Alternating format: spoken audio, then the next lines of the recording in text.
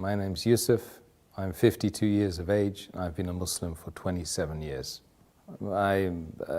Ethnically, I'm from an Irish stock with a bit of English in there as well. Father was Catholic, my mother was Catholic, although only nominally Catholic. They didn't really take it that seriously. We didn't have any religious upbringing at all, no education in terms of religion, and we lived our lives as we saw fit, as our desires took us, we went.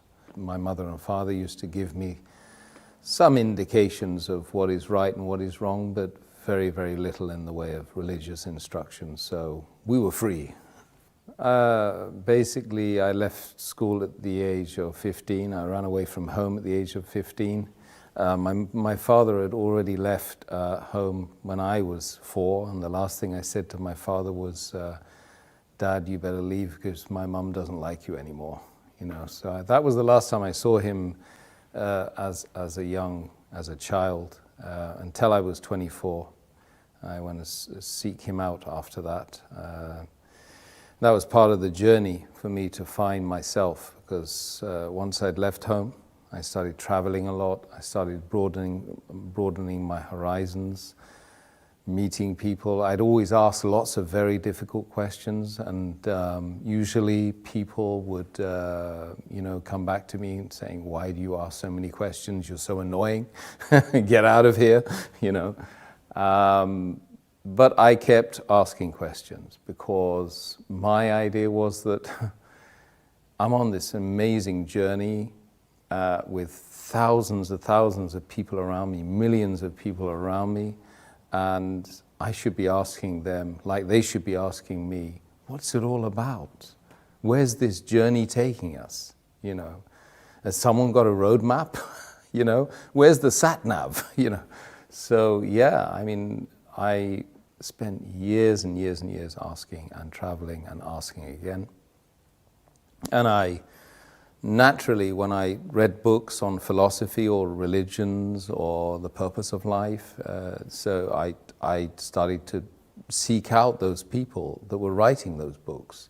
So I met the Christians, I met the Jews, I met the Buddhists, I met the Hindus, I met everyone apart from Muslims, by the way, because I didn't even know what Muslim was or Islam was at all at that time. I asked the Christian at least once or twice, and they said they didn't know who God was. I met some Hindu worshippers, and they weren't able to answer the simple questions about what the purpose of life was in a very, very simple, easy, understandable, digestible way. So I left them. I met the Buddhists, and I started doing Buddhist meditation for at least 3 months. I was doing, and it made me feel good, you know. So I didn't leave off the Buddhist meditation, but I asked the question. I popped the question one day, and I said to one of the guys who happened to be he happened to be white, Buddhist as well. I asked him, "What's the purpose of life?" So he was stirring his herbal tea at the time, and he got round 15 rounds of stirring, and they tried to answer the question. He said, "To contemplate the supreme nothingness." So I said, "I'm confused." Confused.com.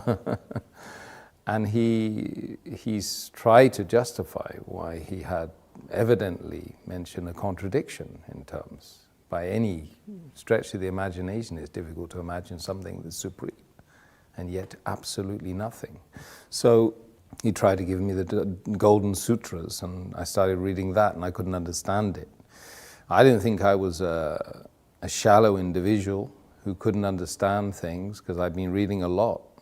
I've been reading Tolstoy and Dostoevsky, Russian authors, and very complex materials in order to try and find the purpose of life, not to try and be big and intelligent, you know. And so this book I couldn't understand. So I said, it can't be the truth, because the truth has to be easily understood by most of the people, if not all the people. So I left that. But I continued doing my Buddhist meditation. So I started looking into the Chinese philosophies, started doing martial arts, I started doing Tai Chi. I did Tai Chi for 3 years. And I was still reading and every ism and every schism and every possible thing which would help me to try and find me, Tim, who am I, you know. And it was a big struggle, massive struggle. So I went off and I was told that, you know, the top 5% of the world, they go to university. I got to Sussex University, studying politics and third world development, because that seemed really interesting to me. But it wasn't the paper, it wasn't the subject, it was the fact I was going there with this top 5% of the world sitting with me.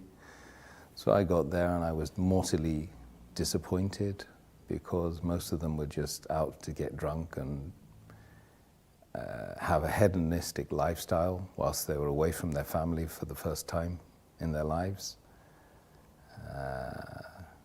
You know. So I was there in the university, and I was pushing, prodding, poking everyone again and again and again, trying to find out what this life is, you know. And 99% of the people just don't want to talk about it. This is what I found. You've got to find the 1%. And when you find the 1%, you don't want to leave them, you know. One day, I had a particular female friend that was told me not to bother calling her the day after, you know. So I went to the Islamic Society because I was so confused, and I had a real bust up with her and a fallout with her and an argument, and wanted to know why she kicked me out. Because she said, as she was kicking me out, it's something to do with my religion. And I happened to know she was a Muslim.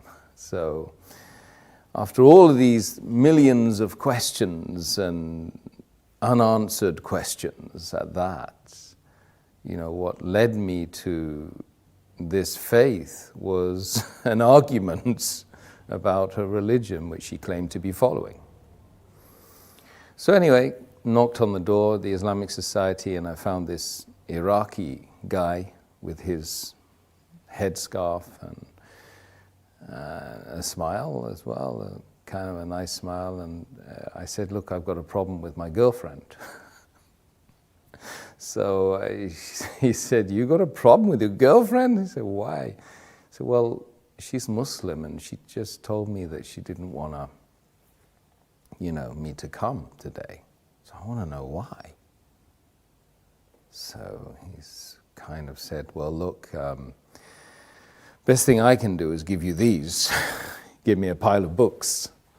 And he said, read all these. So I did for 2 weeks. I just read and read and read and read. I read about how to purify yourself as a Muslim, how to have a bath as a Muslim, how to pray as a Muslim, what's the history of Islam. I started reading some of the chapters, small chapters of the book, which they claimed was, sent from God. And slowly but surely, the answers started popping up. Just miraculously from this incident. Then I discovered, of course, that the month was Ramadan. So then I started to learn that these guys were fasting, you know, for 30 days. Not continuously, of course, but they were fasting the daylight hours of this month. And this month was about the coming of this book, which I'd been reading, the Quran. And it was a revelation to me at the time as well, because of course I never knew Islam, Muslims. That was the first time I heard about Islam, but I never ever knew that Islam was a way that white Catholic people like me growing up in Britain could possibly accept.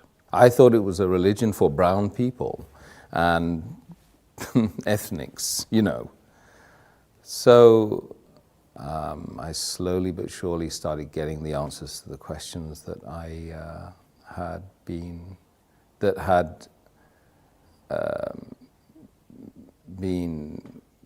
dominant in my life, for that 10 years. And I couldn't sleep. Days and nights would go by where I couldn't sleep.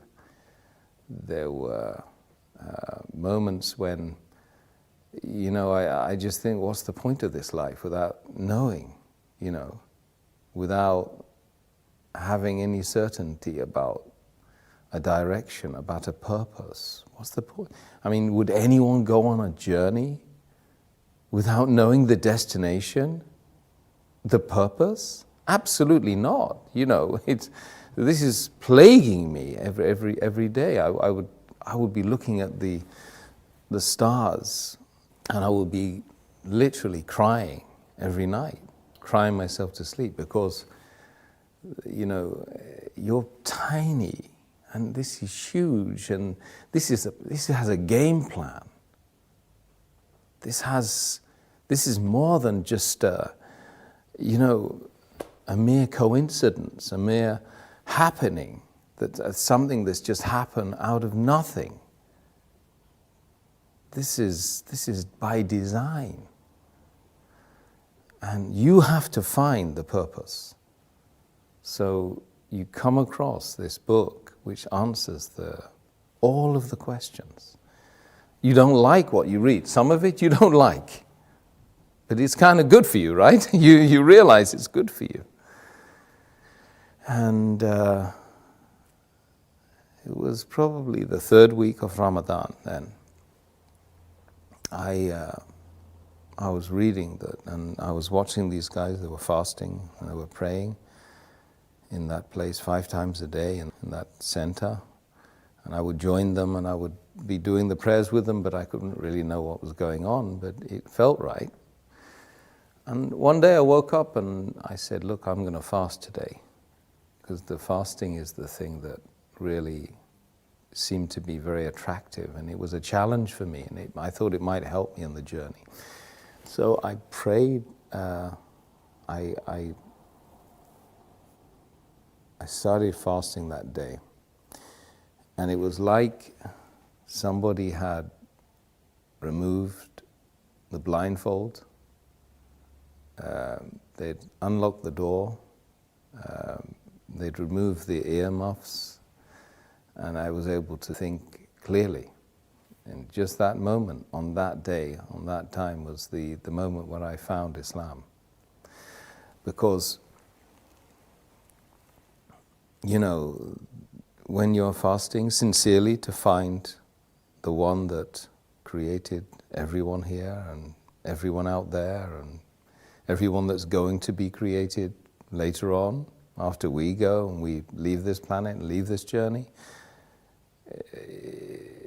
is the ultimate sacrifice, when you give off your food and give away the luxuries that you have and the water, and you do it sincerely, seeking the face of the one that created you, is the moment when you found yourself,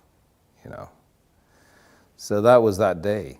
That was the day, and I hadn't taken what was called the Shahada, or the declaration of faith, because I thought, well, God knows me better, so why would I bother, Anyway, I went on right until the end of Ramadan, and one night I was just super aware of myself, of being like needing to get rid of the past and start something new.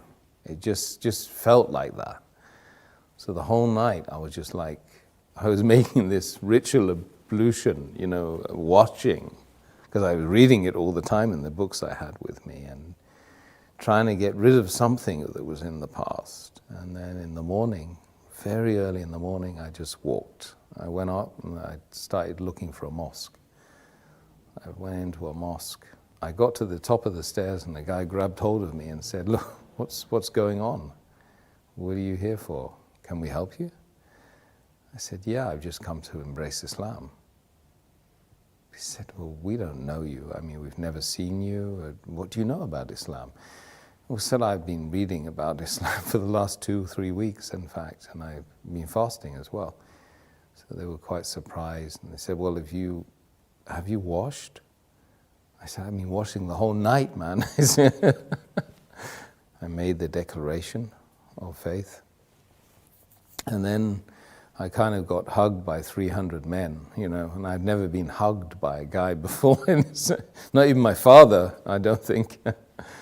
I remember feeling that it really was a very amazing moment, and it was unlikely that I would feel that way again. That feeling of elation, the feeling of actually I felt very relieved, because imagine spending 10 years searching and searching for something which you don't even know what that is. It's not like you go on, you search for something, right, which you know, and you pretty much know where you drop that thing. So you've got a very small area that you can check, you know, from home to work, back to school. Yeah, I can retrace the journey. But with something like the purpose of human existence in a sea of 8 billion people with millions and millions of potential miles you need to travel, and that took me 10 years. I was 25 or 26 by the time I embraced Islam, and so the feeling was amazing. It was something which is groundbreaking. And then, of course, ever since, you know, we've got all the challenges of being a person who does claim to believe in God. So I didn't really have any concerns about, you know, taking that plunge and becoming a Muslim, because I was doing it sincerely to try, and if I didn't do it, what was I going to do instead? I would, you know, I was destined to fail, to literally become an alcoholic, or to be a person that would just live their life as a hermit. Literally, that's the way I was thinking at the time before I embraced Islam. So I didn't really have any hang-ups about accepting something that was going to really, truly speaking, help me here. It doesn't matter, the external didn't matter to me. At that point, I would do anything to find the truth. And there's a lot of people out there like that in this world. I've met lots of them. And they genuinely good people. You know, they have that feeling in their heart. They really want to spit it out. But really, there's nothing to be fearful of. Rather, that you should be fearful of the fact that you're not being sincere to yourself, true to yourself. That creates mental conditions. There's a lot of people that have psychosis and mental issues because they're not true to themselves. What their heart and their soul is telling them, they're not doing that. And this is, you know, we call it hypocrisy. We mustn't be hypocrites. A community of Muslims practicing the faith of Islam is a family that most people don't have. And I gained that family. It's 1.6 or 1.7 billion people worldwide. I go and visit them.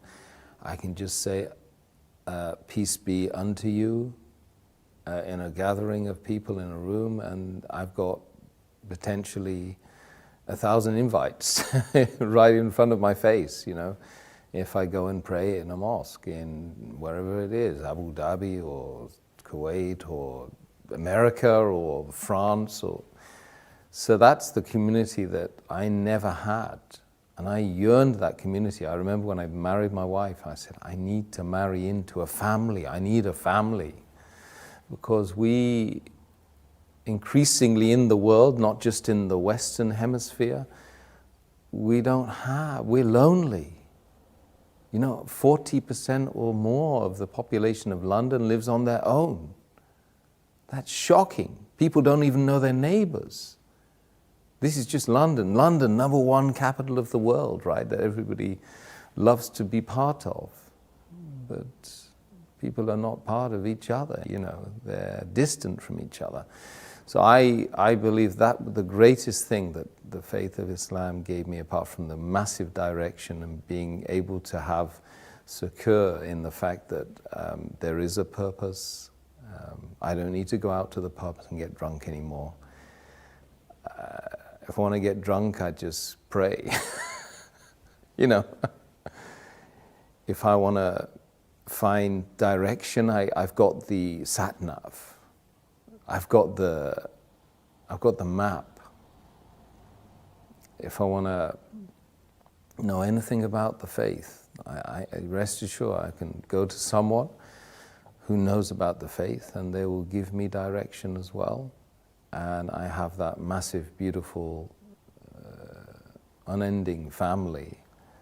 And if you find the right members of that family, then you feel great. Let's just be brutally frank. We need to know who we are, where we're going, who created us. We ask ourselves these questions on a daily basis. Even if we don't vocalize it, we certainly think it.